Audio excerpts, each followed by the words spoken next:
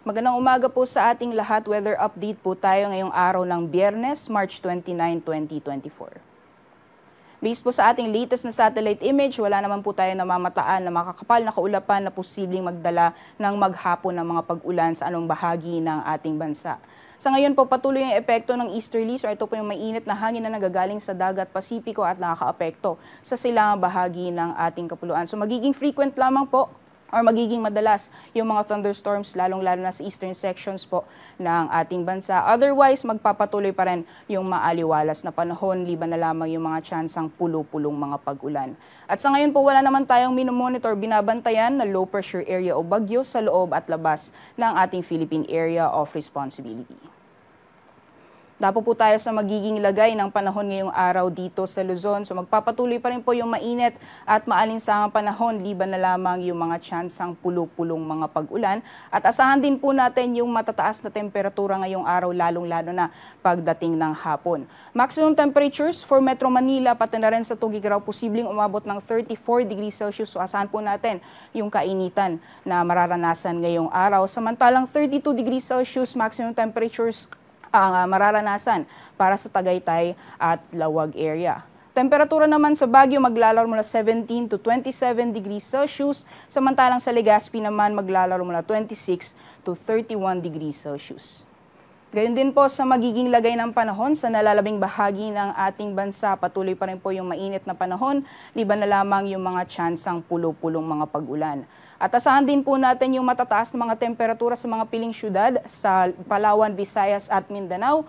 Aabot po ng 33 degrees Celsius maximum temperatures para sa Kalayaan Islands, Puerto Princesa at Iloilo.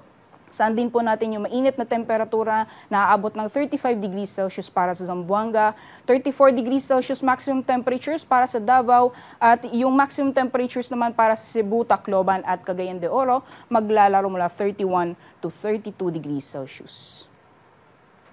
Sa kalagayan po ng ating karagatan, wala po tayong gale warning sa kalukuyan, kaya malaya pa rin pong makakapalaot yung ating mga kabayan na mangingisda, pati na rin yung may mga maliit na sakyang pandagat.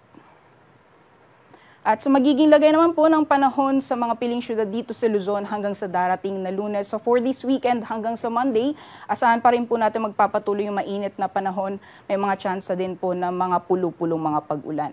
And asahan din po natin yung maiinit na temperatura magpapatuloy hanggang sa darating na Lunes. Posibleng umabot ng 35 degrees Celsius maximum temperatures for Metro Manila. Sa Baguio City, temperatura maglalaro mula 16 to 27 at 25 to 32 degrees Celsius naman para sa Legazpi City. Gayon din sa magiging lagay ng panahon sa mga piling syudad dito sa Visayas, pagdating po ng tanghali magiging mainit pa rin po yung temperatura at may mga tsansa pa rin po ng mga isolated mga pag-ulan sa hapon o sa gabi. Asahan din po natin yung matataas mga temperatura for Metro Cebu at Iloilo maglalaro or aabot ng 33 degrees Celsius maximum temperatures, samantalang sa Tacloban ay posibleng umabot ng 32 degrees Celsius maximum temperatures.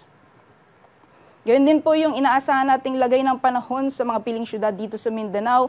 Mainit pa rin po pagdating ng tanghali, may mga tsansa pa rin po ng mga pag-ulan sa hapon o sa gabi. For Metro Davao, asahan din po natin yung matataas na temperatura for Metro Davao and Zamboanga area specifically, posibleng umabot ng 35 degrees Celsius maximum temperatures at 32 to 33 degrees Celsius maximum temperatures naman ang inaasahan natin sa Cagayan de Oro.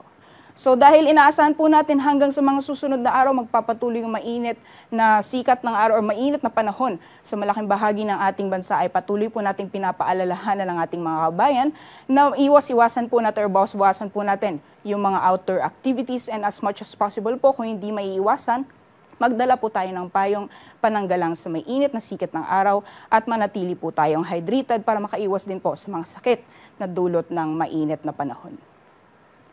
Ngayong umaga, si Haring Araw ay sisikat ng 5:54 AM at lulubog mamayang 6:08 PM.